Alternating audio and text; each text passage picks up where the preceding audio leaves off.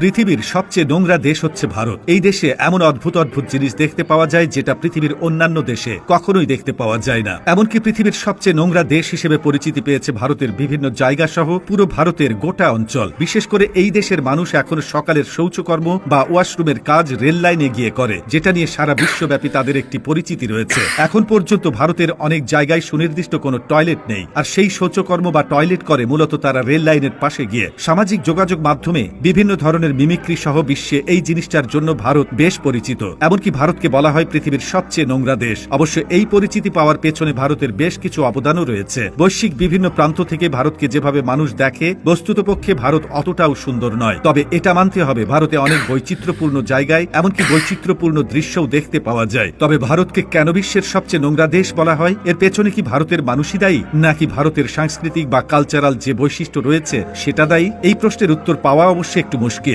আপনি যদি গুগলে গিয়ে সার্চ করেন তাহলে দেখতে পাবেন পৃথিবীর সবচেয়ে নোংরা দেশের তালিকায় ভারত রয়েছে সবার আগে। যদিও ভারতের মানুষ এটি মানতে একদমই নারাজ, তবে তারা নারাজ হোক কিংবা অন্য যাই কিছু হোক, বস্তুতপক্ষে সঠিক তথ্য বা ইনফরমেশন গুগল যে তথ্যটা দেয় সেটাই কিন্তু বহির্বিশ্বের মানুষ বিশ্বাস করে। ভারতকে বিশ্বের দরবারে যতটুকু পরিপাটি দেখানো হয়, আসলে ভারত ততটাও পরিপাটিও কিন্তু নয়। ভারতের রাস্তাঘাটে এখনো খোলাখুলিভাবে গরু, ছাগল ইত্যাদি চলাফেরা করে, আর গরু যেহেতু তাদের ধর্মের একটি বিষয়বস্তু, সেক্ষেত্রে ভারতীয় মানুষ এটাকে কিছুই মনে করে না। এছাড়া ভারতের যে খোলা বা ওপেন রাস্তায় যে গরুগুলো থাকে, সেই গরুগুলোর গোবর মূলত তারা বিভিন্ন কাজে ব্যবহার করে, আর গরুকে তারা মা মানার কারণেই মূলত এইসব বিষয়ে তাদের বেশ খামখেয়ালিপনাও কিন্তু দেখা যায়। এছাড়া ভারতের মানুষ এখন পর্যন্ত সঠিক পানি ব্যবহার করতে পারে না। সঠিক খাদ্য তালিকায়ও কিন্তু ভারতের নাম খুবই নগণ্য। বিশেষ করে কলকাতা সহ ভারতের বিভিন্ন জায়গায় এখনো পর্যন্ত মানুষ কোনো মতে জীবনযাপন করে, আর ভারতকে বলা হয় বিশ্বের অন্যতম দূষিত রাষ্ট্রগুলোর মধ্যে একটি। ভারতকে যতটা সুন্দরভাবে বহির্বিশ্বে উপস্থাপন করা হয়, প্রকৃতপক্ষে ভারতে গেলে আসলে দেখা যায় এই ভারত কতটা নোংরা। শুধু নোংরারই যে ভারতের নাম রয়েছে